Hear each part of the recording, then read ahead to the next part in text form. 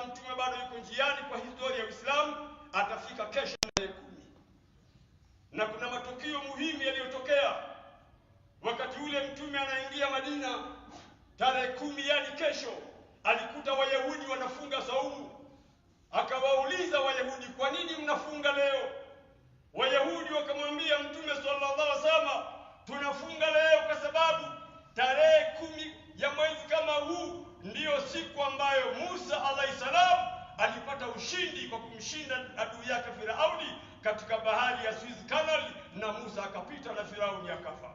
Kwa hiyo kwa kufariki Firauni na Musa kuwa na ushindi, tunafunga siku hii kama kumgudi company na kumuunga mkono shujaa wa Mungu aliyoshinda kumshinda adui kafiri aliyekuwa akipinga Uislamu.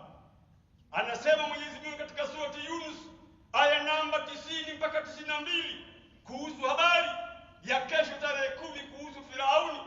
Anasema Mwenyezi Mungu, wajawazna bibani Israila al-bahr fa'tabahum Firaun wa junuduhu baghya wa adwa hatta idha adraka al-gharq qala amantu annahu la ilaha illa alladhi amantu bihi bani Israil wa ana min al-muslimin al-ana wa qad asayta qablu wa kunta min al-mufsidin falyawma nunajika bimadanika litakuna liman khalafaka aya wa inna kathira min an-nasi an ayatina laghafilun. Aya hii ipo katika surati Yunus juzu ya 11 mwishoni, karibu na juzu ya 12 surati Hudi, karatasi ya mwisho. Mwenyezi Mungu anathibitisha wale maadui wote waliopiga vita Uislamu kuanzia huko nyuma, wakina Lata wal Uzza na Manata, pamoja na kina Firauni, pamoja na kina Walid ibn Mughira, pamoja na kina Abu Lahabi, wote hao waliangamia kwa ushahidi wa Qur'ani. Na yeyote leo atakayepiga vita dini hii ataangamia kama walioangamia wale waliopita. Kwa hiyo tuchunge sana kuiangalia dini hii kwa macho. Waliopita walipata shida nyingi, ndio leo sisi tumekuwa Waislamu. Ndio Mwenyezi Mungu anasema, wajawazna bibani Israila al-bahr, tuliwapitisha wana wa Israeli katika bahari, fa'atba'ahum Firaun wa junuduhu baghya wa adwa. Alifuatwa Musa na watu wake waliomwamini, walifuatwa na Firauni kwa uadui na kutaka kumuua Musa na watu wake. Hata idha adraka al-gharq, hata alipoanza kugharikika Firauni anakunywa maji anakufa, alisilimu, lakini Mungu alikataa. Alisema, qala amantu annahu la ilaha illa alladhi amantu bihi bani Israil wa ana min al-muslimin. Maneno ya tauhidi kafiri mkubwa anayasema kwenye late time, roho inakwenda. Na wako Waislamu leo hata sisi wanakula raha zao, hawana habari na dini. Dini inakufa wanacheka, wajane wanaziniwa na makafiri wanacheka, watoto yatima wanashindwa kwenda shule wanacheka, maimamu wanashindwa kuswalisha, wao wana pesa zimekaa benki zinaoza. Dini ya Mungu inashindwa kwenda mahali, imamu anakosa hata baskeli, pikipiki ya bodaboda huko ni mbali sana, baskeli tu imamu hana kwenda hata Kiringeti kuangalia harakati za Uislamu. Na tajiri yuko mamilioni amekaa benki huko anasema inshallah Mungu yuko. Shekhe, dini hii haiendeshwi na inshallah ya hewa, inaendeshwa kwa movement. Ile movement mtume aliambiwa usiku wa tarehe 9 leo, anaambiwa Muhammad, jua lisichomoze kesho ukiwa uko Maka, hakikisha unaondoka. Wallahi mtume aliondoka kwenda kwa rafiki yake mpenzi Abu Bakar Siddiq radhiyallahu anhu, akamwambia, ya Abu Bakar, nimepewa safari kwenda Madina. Angalia watu waliopendana kwa ajili ya Allah.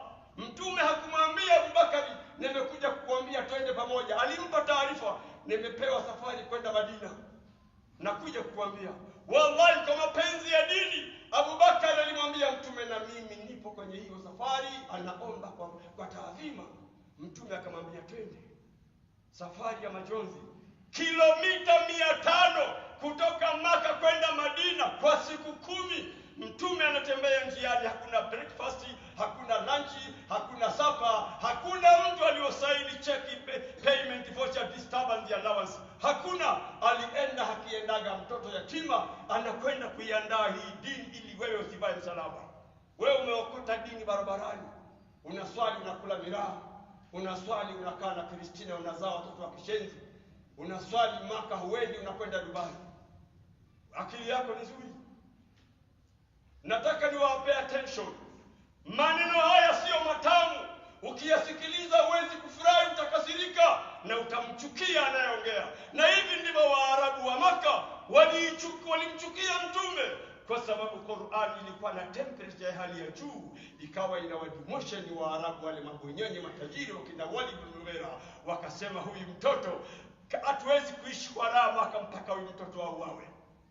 Hawa ni matajiri wa Maka wanapanga jambo. Na Walid ibn Mughira akatoa ahadi, nitatoa pesa zangu kuwanunua Wayahudi wa Maka wampige Mtume mawe.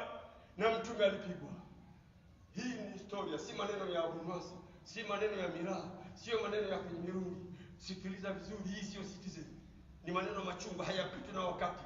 Qur'ani ni maneno ya advance, ya overflow, ya overtake, yameutangulia wakati. Qur'ani iko mbele ya dunia. Dunia yetu na maendeleo yote ya fax, internet na WhatsApp iko nyuma ya Qur'ani. Nataka muelewe. Na maneno haya hayakuandikwa kwenye parliament yote duniani. Maneno haya hayataki kuungwa mkono, hayataki good company. Ukiyataka unachukua, ukiona hayafai unaacha. Mungu hatafilisika wala hata drop power akiwa mbinguni. Wallahi ndugu zangu Waislamu, tusikie maneno haya na msikie kwa makini. Hutuba za leo watu wanatoa za kusifu wanawake wa peponi, wazuri, wana mate kama asali, wana uso kama mwanga wa jua, matajiri wanacheka, wanasema huyu ndio imamu mzuri, wanampa 10,000 ya kulalaji. Nini? Amesifu maziwa ya wanawake wa peponi. Sasa ongelea zaka, ongelee jahannam, ongelee mauti mabaya, uongelee jahannam, utaona watu wanakunja uso kwa sababu wana mahaba ya kuishi dunia.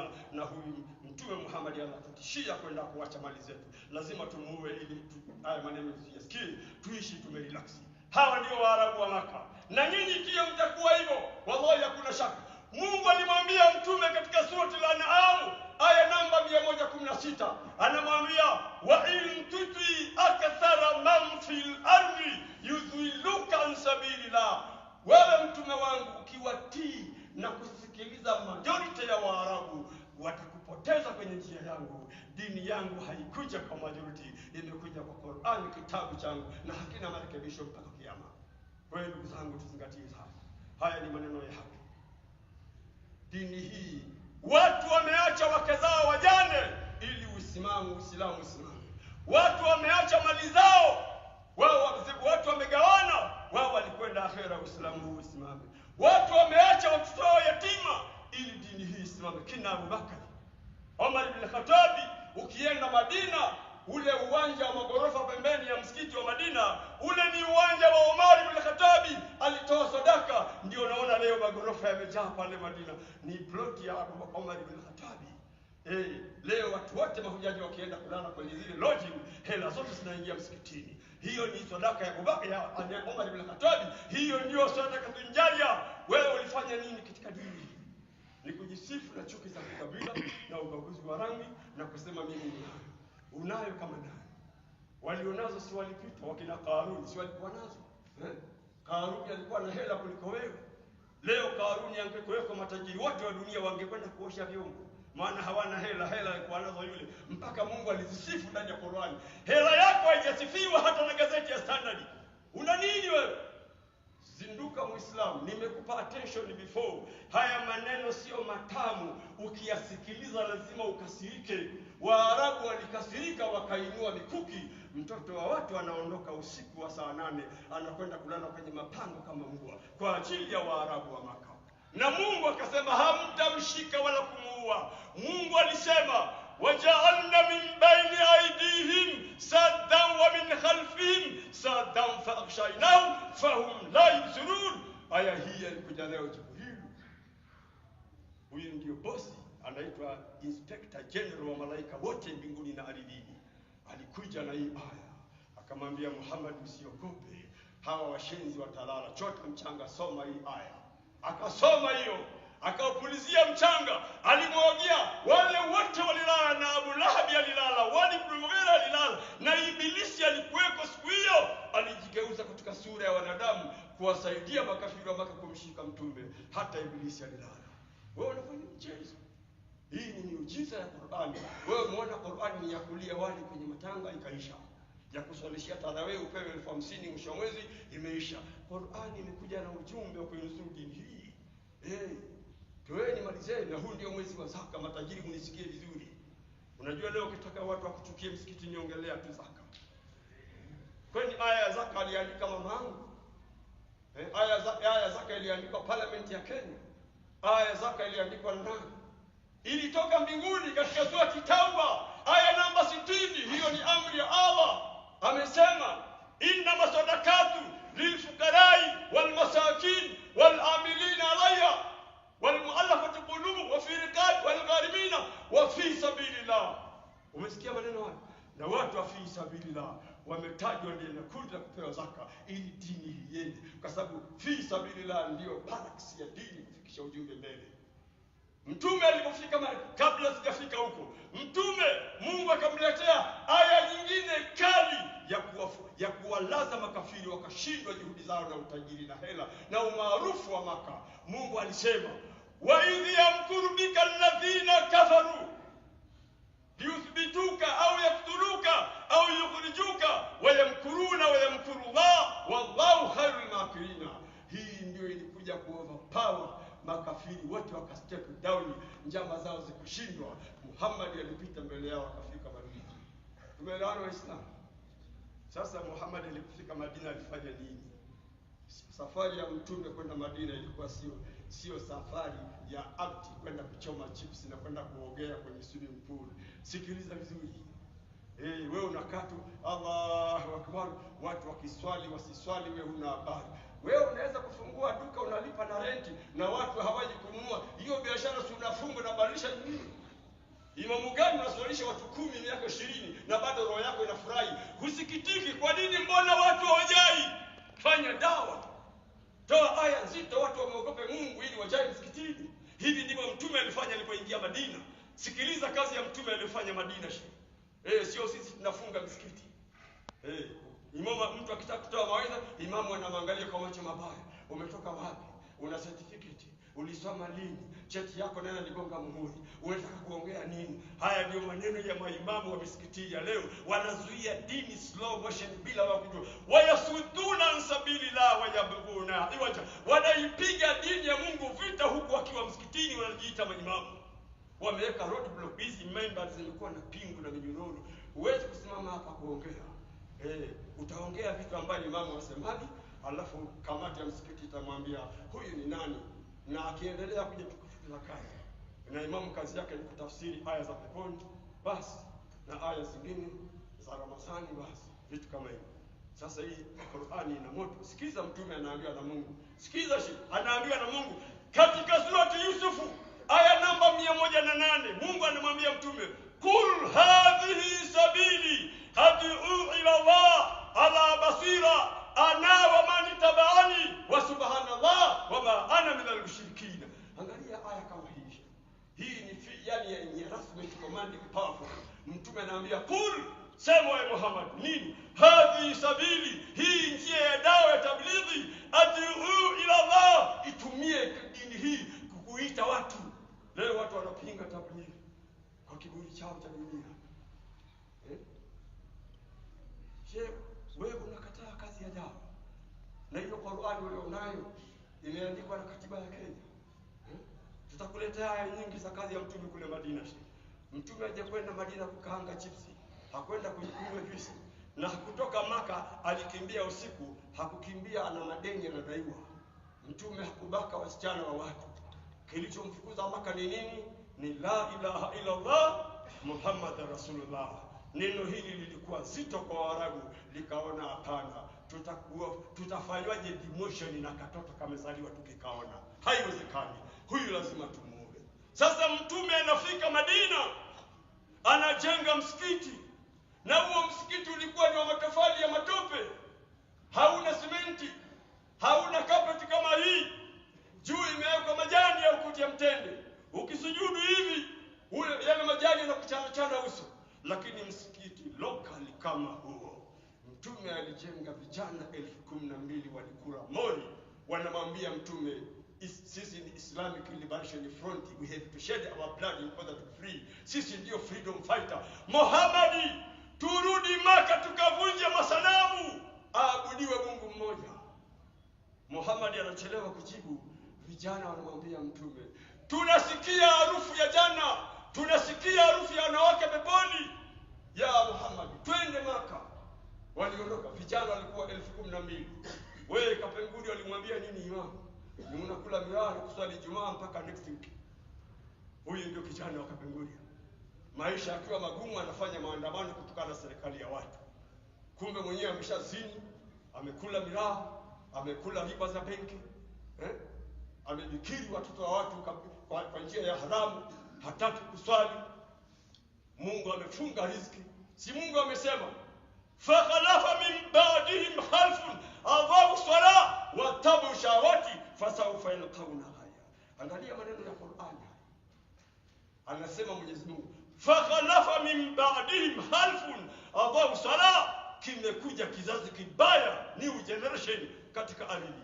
Adhau swala, kimeinyongesha swala na kuiona haina maana. Watabau shahawati, wakafuata matamanio yao ya kukaa bila kuswali, wakaona ndio maisha.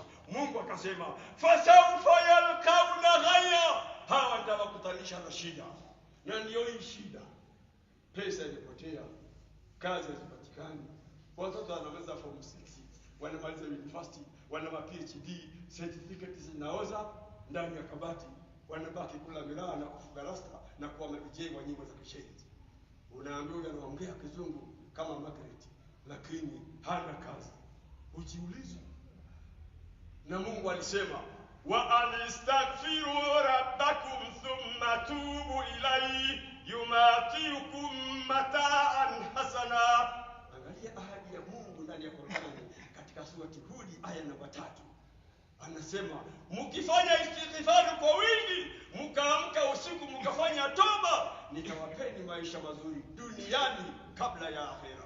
Sisi tulishindwa. Sasa shida ikitokea usiandamane. Utapigwa tear gas na GSU, utakufa kafiri, kumbe mjinga ni wewe. Maisha magumu umeyaleta kwa ujinga wako. Ngoja nikuletee aya. Mungu anasema, ظهر الفساد في البحر والبحر بما كسبت أيدي الناس ليذيقهم بعض الذي عملوا لعلهم يرجعون. Hii ni surati Rum, juzuu ya 19 kwenda 20. Maneno ya Mungu. Nisikize vizuri maishani. Sijakula miraa, sijaandasika, naongea vizuri. Maana mnapenda kuwaita mashehe ni watu wana akili bovu. Waarabu walimwambia Mtume kwenye surati Hijri aya namba 6. Sikiza maneno ya Waarabu. Walimwambia nini? Innaka la majnun. Haya Waarabu wanasema, hakika wewe Muhammad ni kichafu. Hiyo ni surati Hijri. Innaka la majnun. Umeona? Sasa wewe ukituona sisi tumerukwa na akili tunalipuka, wewe hukuwa wa kwanza. Wale wajinga kabla yako walisema, tena walikuwa matajiri. Wengine walikuwa ni wafalme wa Maka, wakina Walid ibn Mughira, wakina Abu Lahab, wamesomewa tabbat yada abi lahabi wa tabba ma aghna anhu maluhu wa ma kasaba sayasila naran dhata lahabi wa imra'atuhu hammalatal hatabi fi jidiha hablum min masad. Sura moja imekuja kutaja bibi na bwana wakahukumiwa kwenda motoni. Sura hii Mtume alimsomea Abu Lahab miaka 10 akisikia kusilimu mpaka kufa kafiri. Allahu Akbar. Na sisi tutakuwa hivyo. Tunasomea aya za Mwenyezi Mungu, ndio mbali Mungu asema, wa idha tutila alayhi ayatuna qala asatirul awwalin. Muhammadi, pindi unapowasomea hawa Waarabu hizi aya zangu, wao huondoka wakisema Muhammad anaongea historia za wazee wa zamani, hata sio dini. Hata nyinyi mko hivyo. Na ukitaka kuthibitisha nyinyi mko hivyo, si mnaona leo mmejaa? Alasiri kama mtakuja. Ina maana nyinyi mmetoka Kitale, mmetoka Lodo kuja kujaa msikiti. Kwa hiyo mkimaliza swala ya Ijumaa mnarudi Lodo. Si ndio maana yake? Shehe wangu, nisikize vizuri, utakufa vibaya. Firauni alikufa vibaya. Saidi roho ya Firauni inaondoka, alisema, qala amantu, Mungu nakuamini wewe, wewe nani? Sikiza maneno ya tauhid. Annahu la ilaha illa alladhi, hakuna Mungu mwingine isipokuwa huyo Mwenyezi Mungu ambaye kwamba amanatu bihi banu Israil, wewe ndiye Mungu ulioaminiwa na wana wa Israeli. Wa ana minal muslimin, Mungu na mimi Firauni leo nimesilimu. Yupo katikati ya Red Sea, anakunywa maji, malakul maut anamuona, ndio anatamka haya maneno. Na wewe utakuja kutamka siku moja ukiwa India. Ukweli ni ukiwa India ndio unapiga simu Kapenguria, jamani, ile gorofa yangu renti yote pelekeni msikitini. Umeshasikia madaktari wanaongea Kizungu, huyu bwana, otherwise hakuna namna. Tayari unalia machozi ukiwa India, unapiga simu Kenya, ile nyumba yangu renti pelekeni msikitini. Wakati ulikuwa Kenya kuna shilingi ilikuwa inaliwa hata na mwalimu wa madarasa, si ulikuwa? Asikiza Walid ibn Mughira, angalia maneno aliyofanya. Anasema wa amma man bakhla wastaghna wa kadhaba bil husna fasanuyasiru lil usra wa ma yughni anhu maluhu idha taradda. Mungu huyo, umesikia? Sio maneno ya mtaani, sikiza vizuri. Wa amma man bakhla wastaghna, na yule aliyofanya ubakhili, wastaghna, akamkunjia uso mtume, wakadhaba bil husna, akakadhibisha maneno mema. Mungu anasemaje? Fasanu yasiruhu lil usra, tutamfanyia wepesi huyo kwenda motoni. Tena wama yughni anhu malu idha taradda, na utajiri alionao hautamsaidia chochote, tutamsukuma kwenda motoni. Hii ni aya ilikuja wakati Walid ibn Mughira amewapa Wayahudi mawe kumpiga mtume. Sasa na wewe utakuwa hivyo. Hii Qur'ani inakuzindua wewe na mimi. Sisi Waislamu msikitini hakuna mtakatifu. Usikum ibadallah, na wahusieni kumcha Mungu, wa binafsi bitaqwallah, na nawahusieni mimi na nyinyi tumche Mungu. Taqullah, muogope Mungu. Wal tanzur nafsum ma qaddamat al-ghadi, angalia nafsi yako imeandaa nini kwa safari ya akhera. Ile safari haifai mali wala watoto. Haya majumba unayoona utayaacha. Mabutu Sese Seko kule Kongo aliacha nyumba gorofa 10 Ufaransa, katikati ya bahari, unakwenda na helikopta. Amekwenda kufa Morocco, amezikwa na watu 5 kama mimba ya abortion. Maneno yaliisha namna hiyo. Na kule Uswizi aliweka 4 bilioni USA dola, leo zimekosa mtu wa kula. Allahu Akbar. Sheikh zinduka, usinione mimi mjinga. Maana Waislamu tabia yao wakiambiwa maneno wanakasirika. Hata ukikasirika maifreni, mimi nimefikisha. Mungu alimwambia mtume, fala yakhshawna an-nasa, usiwaogope watu, wakhshawni, niogope mimi. Wala tashtaru bi ayati llahi thamanan qalila, usibadilisha maneno yangu kwa zawadi ndogo iliyo juu ya mchanga. Si ni pesa, si wanawake, si ni majumba. Haya Waarabu walimuita mtume Maka, njoo tunakuona maskini wewe, njoo tukuchangie hela, njoo tukupe ufalme wa Maka, njoo tukupe wanawake warembo waliozaliwa kwenye ukoo za royal family, wanawake wazuri, wana hips, wana miguu mizito, wametoka ndani ya ukoo kubwa kubwa. Tukupe mwana Muhammad, achana na kelele zako za la ilaha illallah Muhammad rasulullah, zina interfere, tunakosa relaction katika Maka. Kwa maneno yako tumekuona ni maskini, njoo tukusaidie. Haya ni maneno ya matajiri wa Maka, au sio? Lakini Mungu alimjibu nini Muhammad? Alimwambia, dharni wa man khalaqtu wahida waja'altu lahu mala mamduda wa banina shuhuda wa mahtu lahu tamhida thumma yatma'u an azid kalla innahu kana li ayatina anida. Hii ni aya ilikuja special kumjibu Muhammad mawe aliyopigwa, na Mungu anamwambia Muhammad, tangaza dini usio na shaka, mimi nimekuwa advocate, niachiwe jamaa mimi nitamuonesha. Wewe hizi dua Firauni aliangamia kwa ile ya Musa kwenye sura al-Qasas iko, na kwenye sura Yunus iko, na huyu ameangamia kwenye hii sura. Kwa hiyo ndugu zangu, wewe kama una hela yako kula vizuri, acha kiburi. Wenye kiburi walikuwepo, wakina Karuni, angalia Mungu alipomsifu.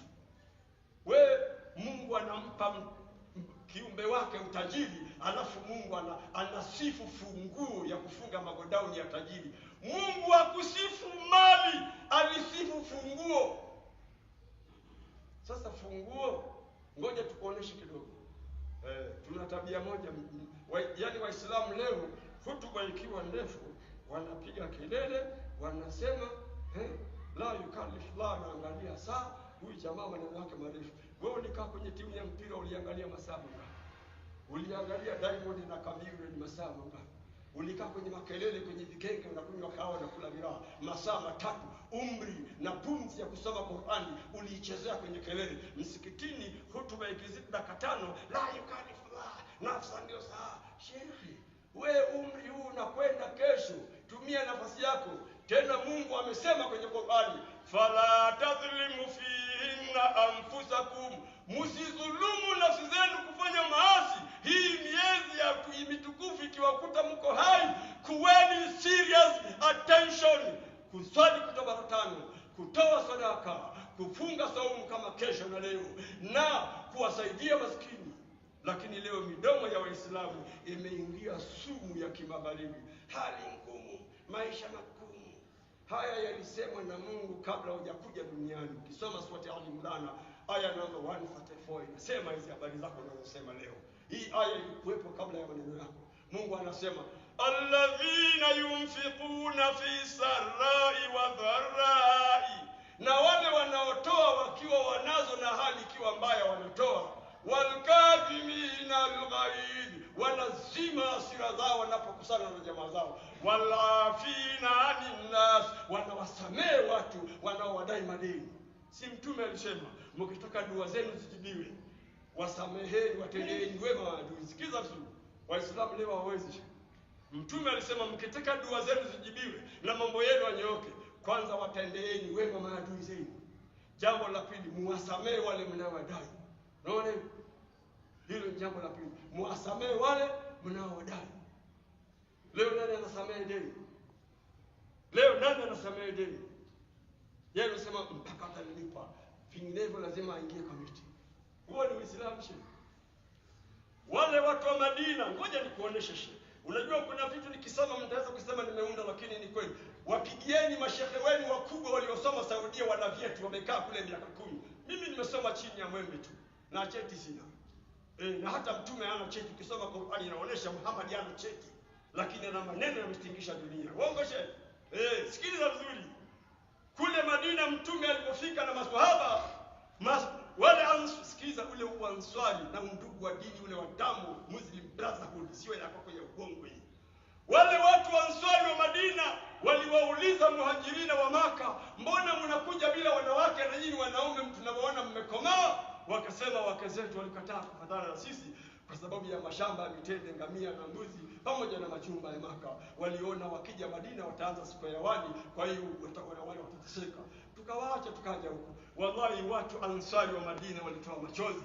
Walisema hatuwezi kustarehe na wanawake, na ndugu zetu kutoka Maka wamekuja bila wanawake.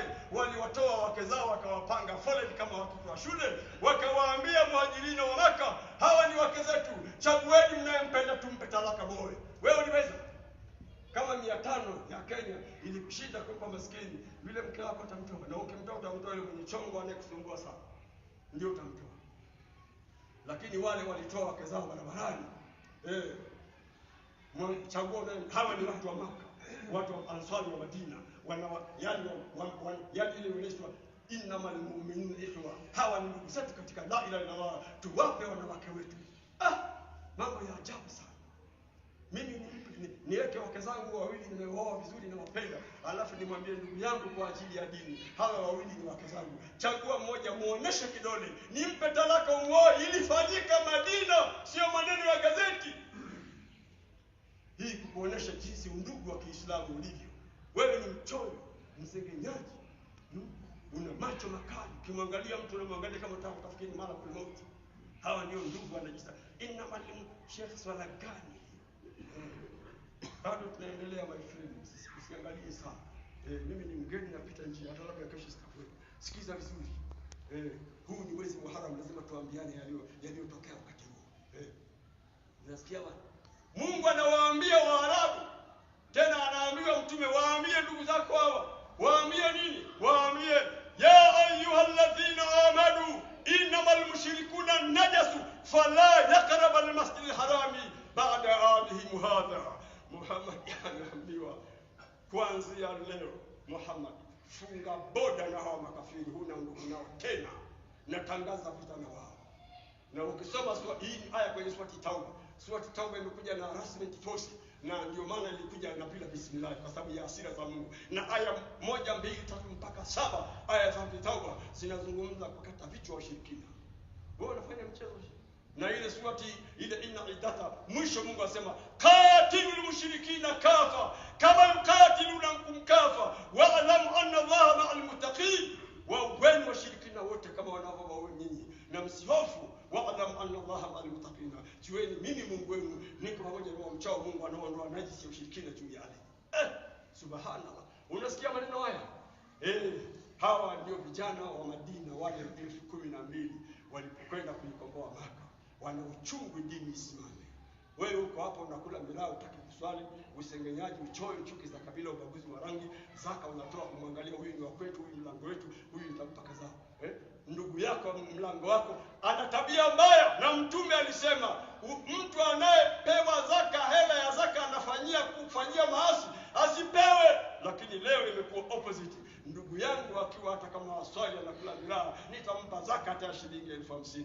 Yule fala mwingine nitampa 2,000 kwa sababu sio wa kweli. Sheikh, soma story. Hii dini ilikuja na kelele. Angalia wakati mtume anagawa zaka, anampa Bilal bin Rabah, Muhabeshi mweusi kutoka Ethiopia aliozaliwa katika nyumba ya utumwa. Mtume anamwambia Waarabu wa Maka, choteni Central Bank, Baitul Mali, mpeni Bilal bin Rabah. Alichotewa akapewa. Mtume akaitizama akasema hiyo ni ndogo, muongezeni. Akachotewa akapewa. Mtume akaitizama akasema muongezeni. Waarabu kwa chuki zao za kuchukia watu weusi, Waarabu wakaguna. Mtume yote hiyo, Mtume akasema mimi ndio ninajua shida za Bilali, muongezeni zaka. Sasa mtu mweupe anampa zaka Bilali, anamrudishia. Na unajua Bilali ana historia. Wakati mtume anakwenda mbinguni kuchukua sala, Jibril alimpeleka mtume peponi kwenda kutembea. Mtume aliingia peponi, alisikia nyayo za Bilali zikitembea ndani ya janna, lakini akiangalia Bilali hamuoni. Akamuuliza Jibril, man haulai, nani huyu mbele yangu, mbona simuoni? Jibril anamwambia mtume, huyo ni Bilal bin Rabah, Muhabeshi mweusi kutoka nyumba ya utumwa aliozaliwa na watu maskini. Allahu akbar. Anamtangulia mtume afdhalul makhluqin mukarram bil Qur'an al-aziz, anatanguliwa na mtumwa. Hii ni Mungu alikuwa anakata ile ya royal family, mimi ni mimi, wewe ni wewe, alikuwa anakata. Sisi tumebaki na hiyo. Waislamu, unafikiri pepo utaingia kwa sababu tunaitwa Abdullah? Ukichukua pepa full stop ukamwambia Omar bin Khattab radhiallahu anhu, chukua karatasi, andika statement, ulipataje Uislamu? Wallahi kabla hajaandika atalia, unamkumbusha habari za mbali sana. Wewe ukipewa karatasi andika ulikuwaje Muislamu, utaongea nini? Kwanza utacheka kwa sababu uliokota njiani kama asali. Mama alikuzaa akakupalia kanzu kutoka Isili, akakwambia unaitwa Abdullah, chukua juzuu nenda duksi. Ulipata Uislamu very simple. Ndio maana dini inaangamia, wewe unacheka. Wewe acha mchezo bwana. Hii dini imetoka mbali sana. Kwa hiyo ndugu zangu Waislamu, tumche Mwenyezi Mungu sana. Huu ni mwezi wa kutoa sadaka, ni mwezi wa kuamka qiyamul layl, ni mwezi wa kusoma sana Qur'an. Tangu tarehe 1 mpaka leo kuna watu wamesoma misahafu mara 2, juzu 60 tayari. Wewe umesoma juzu ngapi? Uvivu na ujanja na kelele nyingi za dunia. Na Qur'ani ndio nguvu ya kujenga imani. Ukisoma Qur'ani inakupa power ya imani. Tena Mtume sallallahu alaihi wasallam anasema ukisoma sana Qur'ani inakupa special offer ya kutoa la ilaha illa Allah wakati wa mauti yako. Na inakufanya unakuwa mwepesi kujibu maswali ya Munkar na Nakir kaburini. Ukisoma sana Qur'ani, wewe unaimba nyimbo. Unaongea maneno ya kidunia masaa yote. Wakati wa ukata roho si utataja Kangeta? Au utamtaja Kristina yule girlfriend wako Christina, njoo nikupatie goodbye ya mwisho. Hii ndiyo kauli yako ya sakatul mauti. Wewe unaingia peponi. Sasa kauli hiyo ya la ilaha illa Allah wakati wa mauti huwezi kuipata mpaka ujipange, Qur'ani iwe mbele, saumu iwe mbele, qiyamul layli. Mungu anawasifu, anasema wa ibadur rahmanu alladhina yamshuna ala al-ardi hauna wa idha khatabahumul jahiluna qalu salama. Tena walladhina yabituna lirabbihim sujada wa qiyama. Hawa ndio wataambiwa na Mungu, tilka jalatu allati nurithu min ibadina man kana taqiya. Hawa ndio wataambiwa na Mungu, ulaika ujizawna al-ghurfata bima sabaru wa yulaqawna fiha tahiyatan wa salama. Watapewa hivyo vitu. Nini? Walijitahidi. Wewe unakaa unangoja Ijumaa. Umekuwa Mkristo, tukupe msalaba basi. Kwa sababu si ndio wale wana ibada ya wiki mara moja. Unajua naendelea kuuliza kusema, haya maneno ukiyasikia utachukia. Na hii Qur'ani inakuja kukufurahisha. Ukiipenda ipende, ukiona haifai unahamia kanisani kujaribisha bahati. Hakuna shida. Mungu hata hii sio chama cha siasa. Mkiama Mungu anapungua madaraka. Hii ni Qur'ani ya Mungu. Wewe ukisilimu sawa, usiposilimu sawa, ukiswali sawa, usipotoa zaka. Kwenye sura Maida aya namba 54 Mungu anamwambia mtume, nitakuletea watu kutoka porini, wajinga watembea uchi wachunga mbuzi, wanaokunywa damu na wanakula nyama mbichi. Wataingia dini hii, watakuwa na nguvu ya uchumi. Wanasilimu leo, kesho wanatoa zaka. Wanasilimu leo, kesho wanavunja msikiti, wanajenga mwingine mpya, ghorofa 20 kwenda juu, na wenyewe wananuka maji ya ng'ombe. Unamwangalia unashangaa. Hawa watu watakuja. Kasome hii sura hiyo. Nikisoma utasema mna waste time. Si ndio? Mungu anasema. Kwa hiyo ukidelay kwenye dini hii haina shida. Hii sio chama cha siasa. Kama ukizubaa chama kitakufa, mbunge wako akishindwa kwenda bungeni maana hana kura. Hii dini haiendi hivyo. Wewe ukiswali, ukiona unafaa kama mtaani kule miraa, kula. Ukiona kuzini ni bora, zini, acha ndoa. Lakini wallahi siku ile atakuja yule kijana anaitwa Malakul Mauti, ndio utaomba return ticket, itakuwa rejected. Au shehe, siku ile Malakul Mauti anakuja, anakuambia mimi ndio yule, nikiitembelea nyumba mwanamke anaitwa mjane na watoto wanakuwa yatima.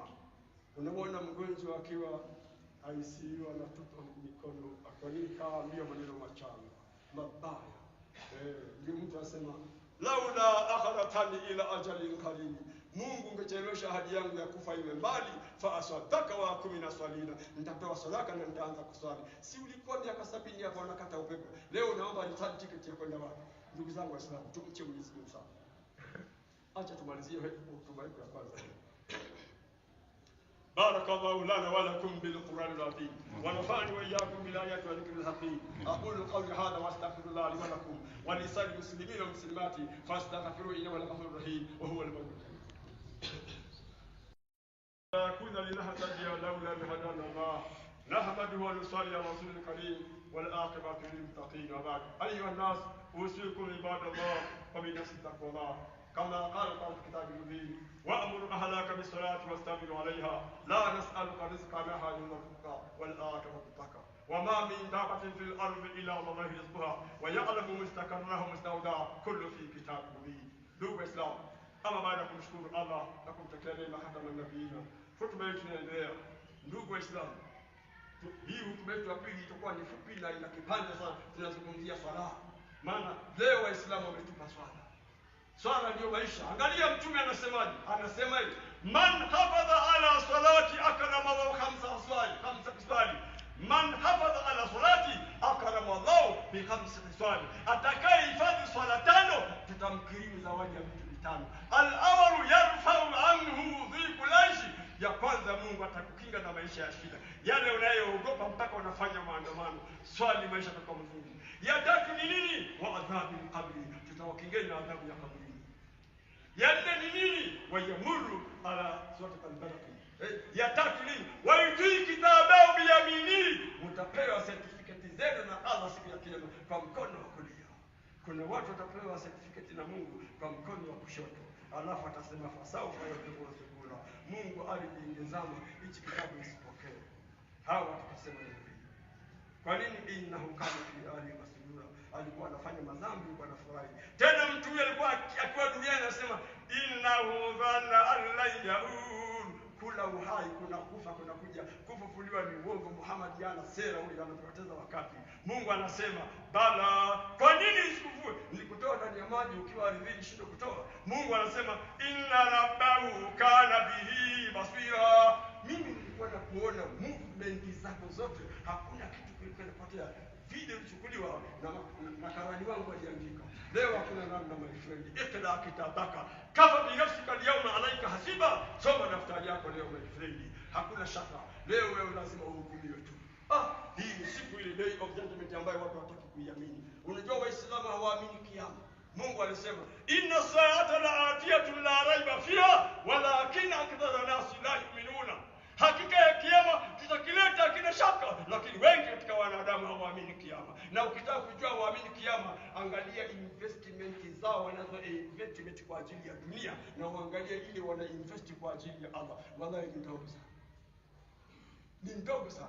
Wameinvest magorofa, majumba, masamitrela, petrolsheni, mabasi, masupermarket, hardware, wamehifadhi. Sasa kamwambie pale msikitini Imam Muhammad mshahara leo siku ya pili amekopa vitu kwenye maduka, atakuta dua 200. Shehe, unatoa 200. Inna lillahi. Hawa ni Waislamu wanaota ndoto ya utapeli kwenda peponi. Wewe unafikiri pepo ni mjomba? Tungesoma surati Muhammad aya 5 zinazungumzia vile vitu vilivyo peponi. Ningekutajia havijapatikana kwenye hoteli yoyote duniani, viko peponi. Kwenye surati Muhammad vimetajwa. Je, vitu kama hivyo utavipata bure? Kwa kuitwa Abdullah na kaka alfajiri unakuja kuswali saa 4 vile unataka. Imamu akiswalisha akasoma hapa, akasoma surati Twaha. Unajua ukisoma surati Twaha ina aya karibu 130. Hiyo ni rakaa moja. Rakaa ya pili anasoma surati Maryam. Wewe utaswali tena nyuma ya yule imamu, si unakimbia kesho? Sura ndefu ile mimi sipendi. Upendi nini my friend? Ijutie nafsi yako kwa ule ujinga uliopoteza kwenye mambo ya dunia bila faida ya akhera. Ndio utajua kwamba kumbe dini ya Mungu ni ya kweli. Mcheni Mungu. Waislamu tuswali. Swala ndio ilifaradhiwa. Swala haina msamaha. Kipofu ataswali, bubu ataswali, kiwete ataswali, mgonjwa ataswali, tajiri na maskini wataswali, una njaa utaswali, uko admitted utaswali, ukishindwa motoni. Hiyo ndio swala. Ibada zote zina msamaha. Zaka ina msamaha kama hauna. Saumu ya Ramadhani ina msamaha. Hija ina msamaha. Au sio my friend? Wewe unasikia swala ina msamaha mahali gani? Halafu wewe unashindwa kuja kusali hapa. Mungu atufungulie heri sana. Kwa kumalizia, swala ni dawa. Swala 5 ni dawa. Swala 5 na sadaka ni dawa. Mtume anasema watoleeni wagonjwa wenu sadaka, watapona. Wasameheni mnayodai, watapona. Watendeeni wema maadui zenu, maisha yenu yatakuwa mazuri.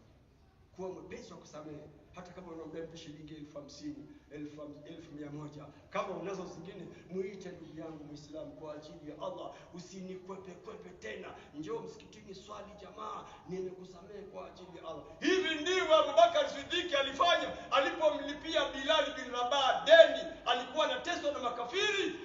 Abubakar akapita akauliza, kwa nini mnamtesa Bilal bin Rabah? Wallahi makafiri wa Maka walisema, huyu ni Bilal bin Rabah, tulimnunua Ethiopia kwa hela zetu, aje Maka tusaidie kufua nguo, kupalilia mitende na kubeba mizigo yetu. Leo anakuja Maka anaingia dini ya Muhammad, na sisi na Muhammad ni maadui, tunampiga arudisha hela yetu. Akirudisha hela yetu abaki ni Uislamu. La sivyo aritadi awe kafiri kama sisi, tutamwachia dini. Abubakar alilia machozi. Alisema mnamdai shilingi ngapi? Riwaya zimetofautiana. Kuna mahali anasema dirham 100, dirham 40. Abubakar alienda akaleta kwa hizi hapa. Wakazihesabu makafiri, walimzunguka, wale wote walikuwa wanampiga, kila zile hela zilirotate, wakahesabu wote, wakacheka. Unajua makafiri wanapenda hata wao leo. Wanapenda vitu, pesa, wanawake na vyeo vya serikali vya kuvaa manyoto, kupigiwa sauti.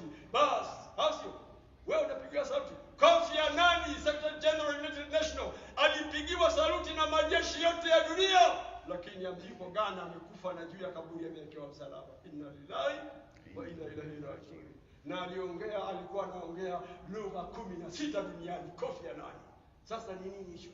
Wallahi Abu Bakari aliwapa makafiri pesa, wakafurahi, wakainama wenyewe kumfungua minyororo Bilali, akamwambia Bilali, kwa heri, tumelipwa hela yetu. Na Abu Bakari akamgeukia Bilali akamwambia, nimekulipia kwa ajili ya Allah, sitaki uje kwangu uoshe vyombo, uchunge ngamia, upalilie mashamba ya mitende.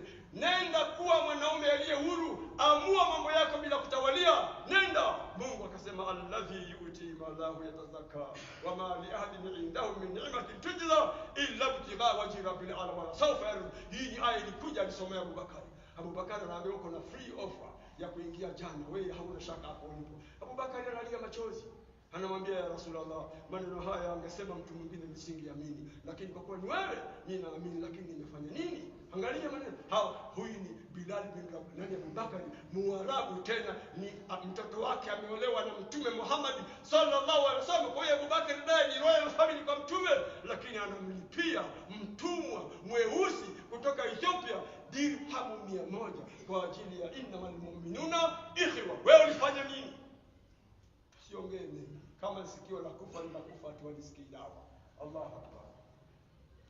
Inna Allaha malaikatahu yusalluna ala nabi ya ayyuhalladhina amanu sallu alayhi wa sallimu taslima. Allahumma salli ala Muhammad wa ala ali Muhammad kama sallaita ala Ibrahim wa ala ali Ibrahim fil alamin innaka Hamidum Majid. Warḍa Allahumma an ashabil kiram خصوصا منهم الخلفاء السالكين سبيل سيدنا ابي بكر وعمر الفاروق وعثمان جمع القران وعلي المرتضى وتبين هدى وعلى بقيه رضوان الله تعالى عليهم اجمعين يوم الدين. اللهم اهدنا بهدايه القران ونجنا من النار بحرمه القران ويسر علينا امورنا وامور الدنيا بالقران الكريم وحسن مقاصدنا وكل جميع حاجاتنا بالقران العظيم. اللهم ربنا اتنا في الدنيا حسنه وفي الاخره حسنه وقنا عذاب النار. اللهم اغفر للمؤمنين والمؤمنات والمسلمين والمسلمات يا ارحم الراحمين. رب تعالى مقيم الصلاه من ذريتنا ربنا تقبل دعاء ربنا اغفر لنا ولجميع من الانسان tuombe wazazi wetu. Allahumma ighfir lahum warhamhum wasqil janna. Allahumma ighfir lahum warhamhum janna wa in kana muslimun sana. Allahumma rabbi irhamhuma kama rabbayani saghira. Sallallahu ala Muhammad wa ala alihi wa sahbihi alhamdulillahi rabbil alamin. Inna Allah ya'muru bil 'adli wal ihsani wa ita'i dhil qurba wa yanha 'anil fahsha'i wal munkari wal baghi ya'idukum la'allakum tadhakkarun.